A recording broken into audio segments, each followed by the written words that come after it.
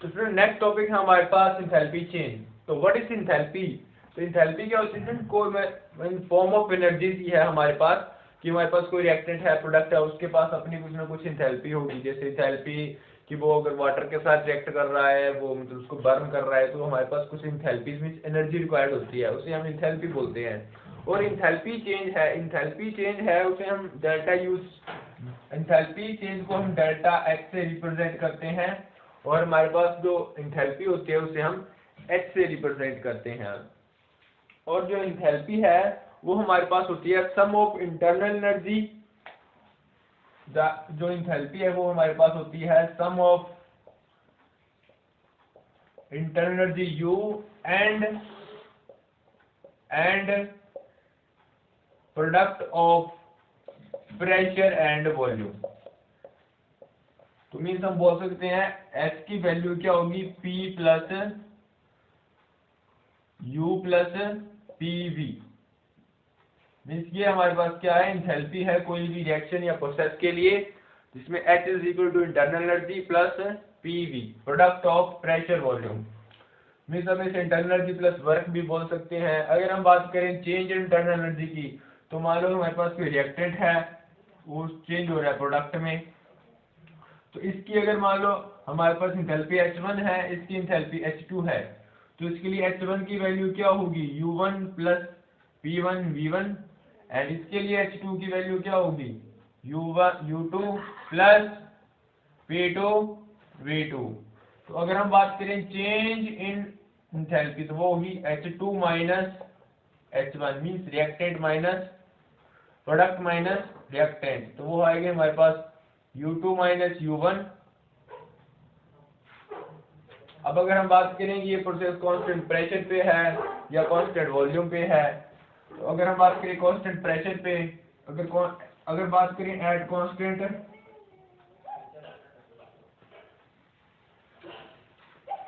अगर हम इस रिएक्शन के अंदर हम प्रेशर कांस्टेंट रखें, तो यहाँ पे अगर P1 है तो यहाँ पे भी P1 ही आएगा, मीन्स इसे हम डायरेक्टली P ही यूज कर सकते हैं, तो यहाँ पे सीधा P आ जाएगा, तो ये बनेगा P into V2 minus V1। तो delta H is equals to delta U, ये चेंज है, तो प्लस P dV, ये भी वॉल्यूम का चेंज है। तो ये हमारे पास क्या है, इंथैल्पी चेंज। इसको हम एक वे और से भी कर सकते हैं, देखो ध्यान से इसे करा देता हूँ। अगर इसको हम डेल्टा ले तो हम इसलिए डेल्टा एच लिखेंगे, तो ये आगे सीधा डेल्टा, जिसे डेरिवेटिव कर रहा हो, तो delta U plus delta of PV। अब इसे हम लिख सकते हैं डेल्टा U प्लस इसको delta P, first as it is, मतलब फर्स्ट का डेरिवेटिव कर दिया, second as it is plus first as derivative second. अब बात करें कांस्टेंट प्रेशर की, तो डेल्टा P की वैल्यू एट कांस्टेंट P, तो डेल्टा P की वैल्यू तो 0 है, means delta H is equal to delta U plus P delta V। तो ये हमारे पास रिलेशन आ गया, और इससे ये हमारे पास डिफरेंट तरह के रिलेशन है, ये ज्यादा यूज होता है न्यूमेरिकल्स के अंदर। Delta H enthalpy change find करनी होती है in terms of internal energy and work done. फिर हम नेक्स्ट बात करते हैं, हमारे पास टू टाइप्स की रिएक्शन होती है, जैसे exothermic reaction and endothermic reaction. तो एक्सोथर्मिक रिएक्शन जिसके अंदर हमारे पास क्या है, हीट रिलीज हो रही है। अगर मींस हीट रिलीज हो रही है, मींस इंथैल्पी चेंज है, जो डेल्टा H है वो क्या है, इंक्रीज हो रहा है, मींस उसमें क्या निकल रहा है बाहर, उसे हम बोलते हैं डेल्टा H अगर नेगेटिव है, अगर डेल्टा H की वैल्यू नेगेटिव है मींस इंथैल्पी रिलीज हो रही है, मींस एक्सोथर्मिक रिएक्शन है। अगर डेल्टा H की वैल्यू क्या है, पॉजिटिव है, मींस क्या है, वो हीट सिस्टम गेन कर रहा है, तो मींस वो क्या है, एंडोथर्मिक रिएक्शन या प्रोसेस है। तो अगर एक्सोथर्मिक है तो डेल्टा H की वैल्यू नेगेटिव होगी, अगर एंडोथर्मिक है तो डेल्टा H की वैल्यू पॉजिटिव होगी। इसमें एक बात और है स्टूडेंट, अगर डेल्टा H की वैल्यू नेगेटिव है तो इसमें डेल्टा U की वैल्यू भी नेगेटिव होती है, means change in internal energy भी नेगेटिव होगा, और इसके अंदर change in internal energy positive होगा। तो अगर एक्सोथर्मिक रिएक्शन है तो डेल्टा H भी नेगेटिव, डेल्टा U भी नेगेटिव, एंड अगर एंडोथर्मिक रिएक्शन है तो दोनों ही पॉजिटिव होंगे। ये हमारे पास एक्सोथर्मिक प्रोसेस या एंडोथर्मिक प्रोसेस होते हैं, जिसके अंदर हम डेल्टा H और डेल्टा U की वैल्यू पर MCQ क्वेश्चन आ सकते हैं कि इन एक्सोथर्मिक प्रोसेस भी तो फॉलोइंग इज ट्रू। तो स्टूडेंट नेक्स्ट हमारे पास रिलेशन है Cp minus Cv is equal to, तो Cp minus Cv is equal to NR होता है स्टूडेंट। ये रिलेशन आपको इम्पोर्टेंट है, ये आप लर्न कर लेना। तो इसको हम मेयर्स रिलेशन भी बोलते हैं। तो इसमें जो Cp है वो है कांस्टेंट हीट एट प्रेशर, और Cv है हीट एट कांस्टेंट वॉल्यूम, और R हमारे पास यूनिवर्सल गैस कांस्टेंट है, और N हमारे पास क्या है, नंबर ऑफ मोल्स जो भी हम सब्सटेंस या गैस लेते हैं। ये रिलेशन इंपॉर्टेंट है, ये आप कर लेना जरूर, ये एग्जाम में आ सकता है आपके। स्टूडेंट नेक्स्ट टॉपिक है हमारे पास, मोस्ट इंपोर्टेंट टॉपिक है स्टूडेंट इस चैप्टर का, हेस लॉ। तो हेस लॉ है स्टूडेंट, हेस लॉ क्या कहता है हमें कि अगर मान लो कोई भी रिएक्शन है, कोई भी रिएक्शन अगर वन स्टेप में हो रही है या मल्टीपल स्टेप में हो रही है, मान लो एक रिएक्शन है जिससे हमें A से B मिल रहा है, क्या A से B मिल रहा है, तो इस रिएक्शन के लिए जो हमारे पास हीट होगी या एनर्जी होगी, मान लो इस रिएक्शन के लिए आप हमारे पास हीट क्या है, H। अब यही रिएक्शन हमारे पास मल्टीपल स्टेप में हो रही है कि पहले हमारे पास A से कोई C बन रहा है, C से D बन रहा है, फिर D से हमारे पास B बन रहा है। अब ध्यान से सुनना, इस रिएक्शन में मान लो इसकी एनर्जी H1, इसकी एनर्जी H2, इसकी एनर्जी H3 है। तो हेस लॉ क्या कहता है कि अगर कोई रिएक्शन है उसकी वन स्टेप की एनर्जी उसके मल्टीपल स्टेप्स के सम के इक्वल होती है। मींस हम अगर H की बात करें तो वो होगा H1 plus H2 plus H3।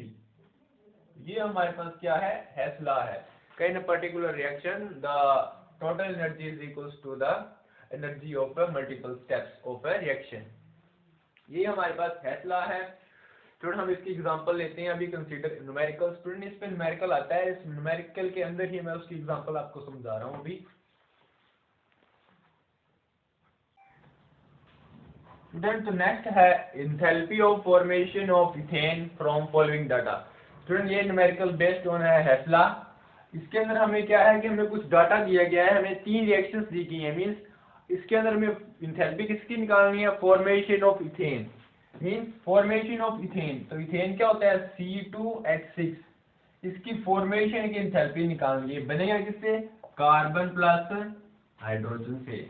अब कितने हाइड्रोजन चाहिए, 6 हैं, तो यहाँ पे 3, कार्बन 2 है तो 2। हमें इस रिएक्शन के लिए एंथैल्पी निकालनी है कि हमारे पास एंथैल्पी चेंज कितना होगा, और हमें 3 रिएक्शंस का डाटा दिया गया है। इन तीनों रिएक्शन को मैं कैसे मर्जी भी सॉल्व करके मुझे इस रिएक्शन के लिए मुझे डेल्टा H की वैल्यू निकालनी है। इस तीनों इक्वेशन को आप कैसे भी मल्टीप्लाई, किस मर्जी से मल्टीप्लाई डिवाइड करके आप इसको निकाल सकते हैं।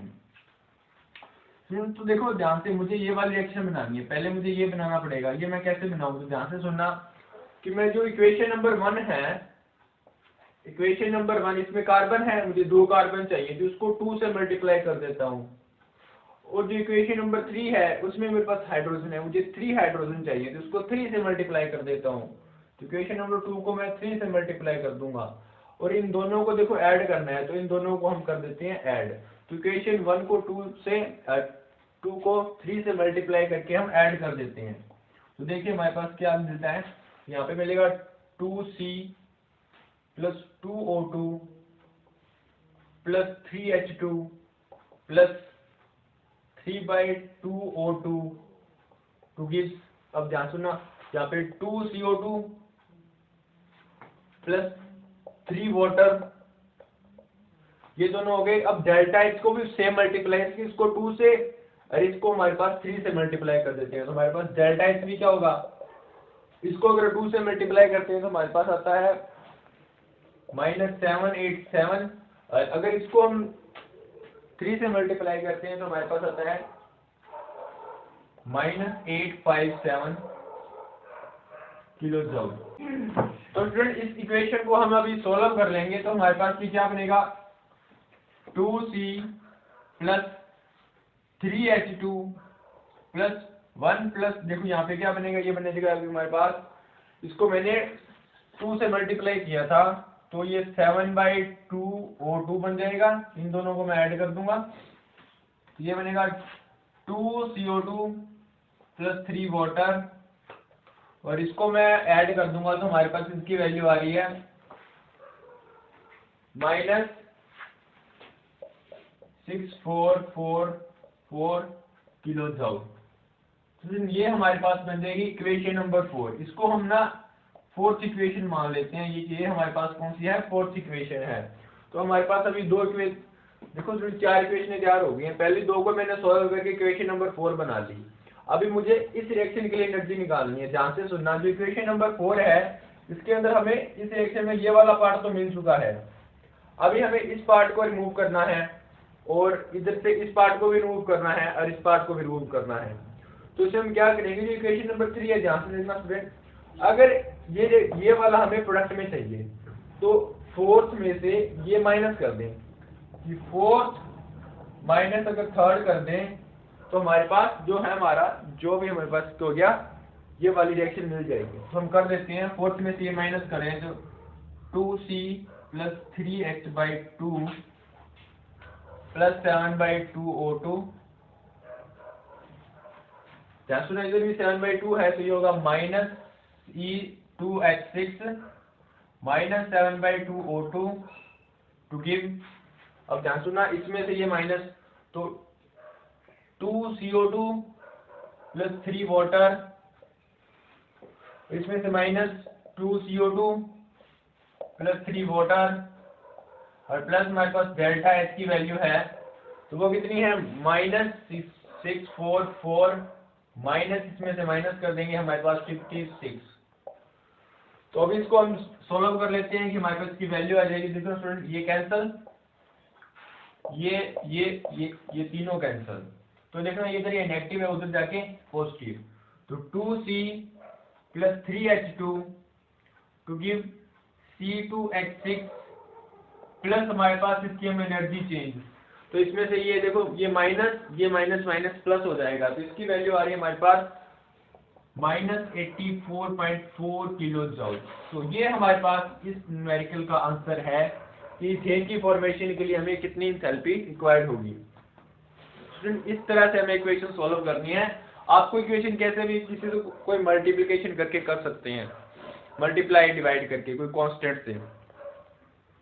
को स्क्रीन विजुअल नहीं थी तो आप इसका आंसर देख सकते हैं, -84.4।